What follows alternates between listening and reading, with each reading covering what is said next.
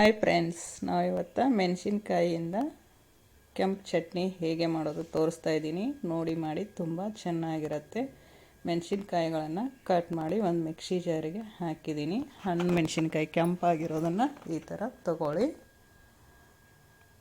ಈಗ ಈ ರೀತಿ ಕಟ್ ಮಾಡಿ ಹಾಕಿದ್ದೀನಿ. 1 ಸ್ಪೂನು ಜೀರಿಗೆಯನ್ನು ಹಾಕಬೇಕು. ಒಂದು 4 ಬೆಳ್ಳುಳ್ಳಿ ಗಡ್ಡೆಗಳನ್ನು ಸಿಪ್ಪೆ ಬಿಡಿಸಿ ಈ ರೀತಿ ಬೆಳ್ಳುಳ್ಳಿ ಹೆಸಳುಗಳನ್ನು ಹಾಕಿದ್ದೀನಿ. 2 ಸ್ಪೂನು ಉಪ್ಪು ಹಾಕಿದ್ದೀನಿ. ಸಣ್ಣ ಉಪ್ಪು ಹಾಕಬೇಕು. 1 ಲಿಂಬೆಹಣ್ಣನ್ನು ಕಟ್ ಮಾಡಿ ಲಿಂಬೆಹಣ್ಣಿನ ರಸವನ್ನು ಹಾಕಬೇಕು.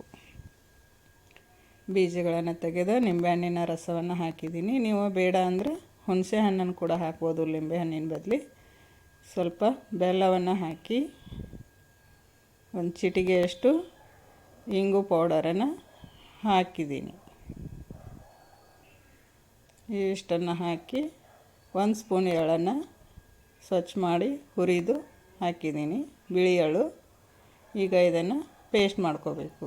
ಈ ಪೇಸ್ಟನ್ನು ರೊಟ್ಟಿ, ಚಪಾತಿ, ಒಂದೊಂದು ಪಲ್ಯಕ್ಕೂ ಕೂಡ ನಾವು ಇದನ್ನೇ ಬಳಸ್ತೀವಿ. ದೋಸೆಗೂ ಕೂಡ ಹಾಕ್ಬೋದು.